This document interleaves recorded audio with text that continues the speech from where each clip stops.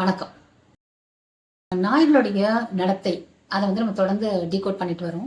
இன்றைய காணொளியில நம்ம பார்க்க போகுது, நாய்கள் நம்ம கிட்ட உருமுறா மாதிரி சத்தம் போட்டா நம்ம என்ன செய்யணும்னு. இதே நம்ம முதல்ல தெருநாய்களை பார்க்கலாம். ஏன்னா வந்து இப்போ நாய்களை வளர்க்குறவங்க அதை எப்படி புரிஞ்சுக்கணுன்றது ஒன்று இருக்கு. அதே நேரத்தில் தெருநாய்கள் மேல அச்சம் இருக்கக்கூடியவங்க இந்த நடவடிக்கையை புரிஞ்சுக்கிட்டோம்னா நமக்கு அச்சம் போகும், அச்சம் குறையும் கண்டிப்பா. இப்போ நாய் வந்து இப்போ நம்ம தெருவில் போயிட்டு இருக்கும்போது திடீர்னு ஒரு நாய் வந்து அப்படின்னு உருமுது. நமக்கு ஏற்கனவே பயம் இருந்ததுன்னா நமக்கு இன்னும் பயம் எடுத்துக்கும். என்னடா அது உருமுது அப்படின்னு சொல்லிட்டு என்ன கடிக்க போகுதா, ரொம்ப இது மோசமான நாயா இருக்குமோ அப்படின்னு ஒரு அச்சம் வரும். நம்ம டக்குன்னு வந்து என்ன செய்யுதுன்னு தெரியாது, ஓடலாமா இல்லை கல்லெடுத்து அடிக்கணுமா அப்படின்ற மாதிரி தான் மனசில் 1000 எண்ணம் ஓடும். சரி, அது ஏன் அந்த மாதிரி உருமுது அப்படின்னு முதல்ல பார்ப்போம். இப்போ நாய்கள் வந்து உருமுவதற்கு பல காரணங்கள் இருக்கு. முதல்ல பாத்தீங்கன்னா அது உங்களை பயமுறுத்த கத்தல, அது கம்யூனிகேட் பண்ணுது. எனக்கு பயமா இருக்கு, நீ என்கிட்ட வராத அப்படின்னு நீ உங்களை ஒரு ஆபத்தா அதை நினைச்சிருக்கலாம். அதனால நீங்க கிட்ட வராம இருக்கிறது உணர வைக்கதான் அது வந்து உரு அப்படின்னு சொல்லுது. அது உருன்னு சொல்லும் போது உங்களை பயமுறுத்தல, நான் உன்னை கடிக்க போறேன் அப்படின்னு சொல்லல, எனக்கு பயமா இருக்கு, நீ கிட்ட வராத தள்ளி நில்ல அப்படின்னு சொல்லுது. ஒரு வகையில இந்த மாதிரி நாய் உரிமைனா அது ரொம்ப நல்லது. ஏன்னா அவங்க வந்து நேரம் வந்து உங்களை பாஞ்சு கடிக்க வரல, அவங்க உருமுறதே ஒரு எச்சரிக்கை கொடுத்துடுறாங்க. எனக்கு பயமா இருக்குன்னு தன்னோட உணர்வை தன்னுடைய வழியில வெளிப்படுத்துறாங்க. அப்ப நம்மளே தான் எப்படி இந்த இடத்த விட்டு நம்ம கிளீனா சேஃபா நகர்ந்து போனோம் அப்படின்னு நம்ம பார்க்கணும். அதனால உரிமைனா நம்ம பயப்பட தேவை கிடையாது, என்ன செய்யணுன்றது மட்டும்தான் செய்யணும். அடுத்ததான் நாய் உருமுவதற்கு இன்னொரு காரணம் என்னன்னா, தன்னுடைய குட்டிகள், குறிப்பாக பெண் நாய் அதை செய்யும், தன்னுடைய குட்டிகளை பாதுகாக்கணும் அப்படின்னா, அந்த இடத்துக்கு நம்ம வரோம் அப்படின்னா டக்குனு தன் குட்டிகளை பாதுகாக்க உருமும். அது அந்த பெண் நாய் மட்டுமே இல்லை, சமயத்துல அந்த ஒரு நாய் குட்டி போட்டுச்சுன்னா அந்த பகுதியில வேற சில நாய்கள் இருக்கும். அது எல்லாமே பார்த்தா ஒரு தெருவில் இருக்கிற நாய்கள் ஓரளவுக்கு எல்லாமே ஒரு பேக்கா உருவாயிடும். அப்ப புதுசா ஒரு நாய் வரும்போது கூட இவங்க சேர்ந்து விரட்டுவாங்க, புது மனிதர்கள் வந்தாங்கன்னா ஒரு மாதிரி சேர்ந்து ரியாக்ட் பண்ணுவாங்க. அப்ப அது ஒரு பேக்கா ஒரு டீமா ஆகும் பொழுது ஒரு நாய் குட்டி போட்டிருக்குன்னா அந்த குட்டிகளை பாதுகாக்கிற பொறுப்பை மற்ற நாய்களும் தான் எடுத்துக்கும். அப்ப நீங்க வந்து திடீர்னு கிட்ட வரீங்கன்னா அது வந்து ஒரு சத்தத்தை விடும். அதை நம்ம தெரிஞ்சுக்கலாம், இதனால இருக்கலாம் அப்படிங்கிறது இன்னொரு காரணம். அடுத்தது உணவு. ஏன்னா திருநாய்களுக்கே பார்த்தா எல்லா இடத்துலையுமே நாய்களுக்கு உணவு கிடைக்கிறது இல்லை. வீட்டில் வளர்க்கக்கூடிய செல்ல பிராணிக்கு கிடைக்கிற மாதிரி வேளா வேலைக்கு திருநாய்களுக்கு கண்டிப்பா கிடைக்காது. அதனால எப்ப கிடைக்கும் என்ன கிடைக்கும்னு தெரியாத போது தன்னுடைய உணவையே அவங்க பாதுகாப்பாங்க. அதனால நீங்க பாத்தீங்கன்னா வேற ஒரு நாய் வந்தா கூட சமயத்துல உருன்னு சொல்லுவாங்க, ஏன் உணவை நீ கிட்ட வராது அப்படின்னு. ஆனா நம்ம அந்த பக்கம் போகும்போதும் தன் உணவுக்கு ஆபத்து வருமோ அப்படின்ற அச்சத்திலையும் அவங்க உருன்னு சொல்லுவாங்க. இதெல்லாம் முக்கிய காரணம். இப்ப நம்ம இல்லைன்னா அது வலியில இருக்கலாம், ஏதோ ஒரு துன்பத்துல இருக்கலாம். அப்போ அந்த வலினாலே துன்பத்தினாலே நீங்க ஒருவேளை நீங்க பிஸ்கெட் போட கூட நீங்க கிட்ட போறீங்கன்னு வச்சுக்கோங்களேன், அது ஒரு வலி வேதனைன்னு தான் அதை என்ன மாதிரி ரியாக்ட் பண்ண சொல்லல, இது ஒரு உருன்னு சொல்லலாம், இல்லைன்னா பேசாம கண்டுக்காம அவங்க பிஸ்கெட்டை கூட எடுக்காம அப்படி படுக்கலாம். இப்போ இது ஒண்ணு. அடுத்ததா இன்னொரு விஷயம் பார்த்தோம் அப்படின்னு சொன்னா, இப்போ ஒரு நாய்க்கு ஒரு அனுபவம் இருக்கும். தெருநாய்களுக்கு கண்டிப்பா பல அனுபவங்கள் அதோட சின்ன வாழ்க்கையில தொகுத்து இருக்கும். இப்போ ஒருத்தவங்க சைக்கிளில் போகிறாங்க, இல்லைன்னா ரோட்டில் ஒருத்தவங்க நடந்து போகிறாங்க, யாரொருத்தர் சைக்கிளில் போகிறாங்க. சைக்கிளில் போகிறது நம்ம நிறைய வாட்டி பார்க்குறோம். வேணுட்டே இந்த நாய் கிட்ட மோதுற மாதிரி வண்டி ஓட்டுவாங்க, அப்படியே கிட்ட போயிட்டு இப்படி போவாங்க. அப்போ அந்த நாய்க்கு என்னன்னா, தன்னை ஆபத்துக்குள்ளாக்குறான், தன்னை வந்து தாக்க வரான்ற ஒரு எண்ணம் அந்த சைக்கிள் வந்தோடனே வந்துடுது. இப்போ அடுத்த ஒருத்தர் சைக்கிளில் வராருன்னா அவருக்கு எந்த ஒரு இன்டென்ஷன் இல்லை, அவர் பாட்டுக்கு வேகமாக சைக்கிளில் போறாருன்னு வச்சுக்கோங்களேன். அந்த வேகம் கூட இதுக்கு அந்த பயத்தை கொடுக்கும், எச்சரிக்கை உணவை கொடுக்கும். அது குருன்னு சொல்லும். ஏன்னா அதுக்கு அந்த சைக்கிளோட ஒரு வேகமான சைக்கிள் பயணத்தோட தனக்கு ஏற்பட்ட ஒரு கெட்ட அனுபவத்தை அதை அசோசியேட் பண்ணிக்கும். அப்ப அடுத்த முறை சைக்கிள் ஒருத்தவங்க வேகமா வந்தாங்கன்னா ஒரு மாதிரி உருன்னு சொல்லும்.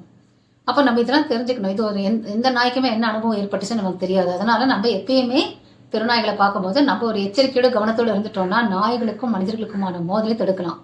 ஏன்னா நாய்கள் வந்து தானா வந்து ஒருத்தரை தாக்குறதோ கடிக்கிறதோ கிடையாது, ப்ரொவகேஷன் இல்லாம நாய்கள் செய்வதில்லை. இதுதான் வந்து வல்லுநர்கள் சொல்வது.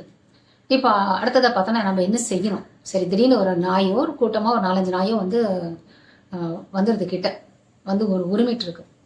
முதல் வேலையை நம்ம என்ன செய்யணும்னா நின்றுடணும். ஸ்ட்ரெயிட்டா ஓட வேண்டாம், ஓடினா தான் துரத்தினா நம்மளால சமாளிக்க முடியாது. அதனால நம்ம நின்றுடணும். நின்றா அவங்களும் நின்றுருவாங்க. நின்றப்பறம் நேரம் பாஞ்சு கடிக்கிறது கிடையாது, நின்றுருவாங்க. ஆனா நம்ம எச்சரிக்கையோட இருக்கணும். நம்ம நின்றா கடிக்க மாட்டாங்க, நம்மளும் அசால்ட்டா நிற்க முடியாது, நம்ம கவனத்தோட நிற்கணும்.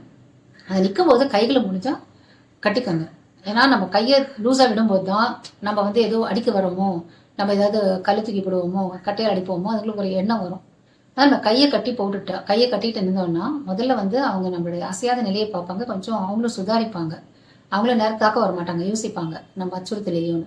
அடுத்தது அவங்கள கண்ணை நேரம் பார்க்காதீங்க. இது ஏற்கனவே பல எபிசோட்ஸ்னு சொல்லியிருக்கேன். நேரம் அவங்க கண்ணை பார்க்காதீங்க, பக்கவாட்டில் திரும்பிக்கோங்க. நான் இப்படி நேரம் வருதா நீ இப்படி பக்கவாட்டை ஃபேஸ் பண்ணி, ஆனால் அவங்க மேலே கவனத்தோட பக்கவாட்டில் திரும்பிக்கோங்க.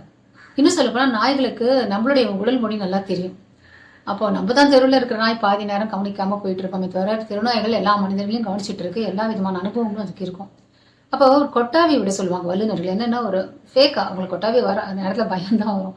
ஆனால் அந்த கொட்டாவி விடுறது எப்படின்னா நாய்களுக்கு வந்து அது ஒரு டிஸ்இன்ட்ரெஸ்ட், அதுக்கும் வந்து அது ஒரு சாதாரண விஷயமா அந்த கொட்டாவிங்கிறது நாய்களும் கொட்டாவி விடுறதுக்கெல்லாம் காரணம் இருக்கு. இப்போ நாய்கள் கொட்டாவி விடுறதுக்கு என்னன்னா அது மற்ற நாய்களும் இருக்கும்போது சரி, வீட்டில் வளர்க்குற செல்லப்பிராணி வளர்க்குறவங்களும் பார்த்துருப்பாங்க. நாய் வந்து சம்மந்தம் இல்லாமல் திடீர்னு கொட்டாவி விடும்.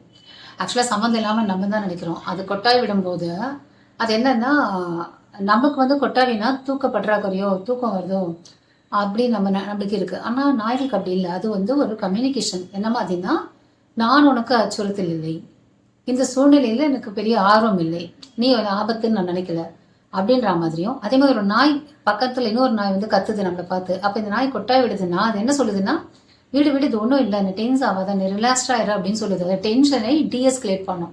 அது டென்ஷன் கிடையாது, நீ சாந்தமாயிரு, ஒன்றும் கிடையாது அப்படின்னு இது யானிங் மூலமா கொட்டாவி மூலமா உணர்த்தும். அப்ப அதே கொட்டாவியை நம்ம விடும்பொழுது அந்த நாய் நிற்கும் போது அதை என்ன நினைக்கிறோம், நம்மளும் அதே மாதிரி தான் கம்யூனிகேட் பண்றோம். நான் உனக்கு அச்சுறுத்தல் கிடையாது, எனக்கு வந்து உன்னை இது துன்புறுத்துற நோக்கம் இல்லை, நான் பாட்டுக்கு என் வழியில போறேன் அப்படின்னு நம்ம சொல்றதாதான் அதுக்கும் புரியும். அப்ப அதுக்கும் டென்ஷன் குறையும். அதனால தான் வந்து வல்லுநர்கள் என்ன சொல்றாங்கன்னா நாய் இப்படி வரும்பொழுது ஒரு கொட்டாவை விட சொல்றாங்க. நாய் வந்து நல்லா நம்மளை புரிஞ்சுக்கும்.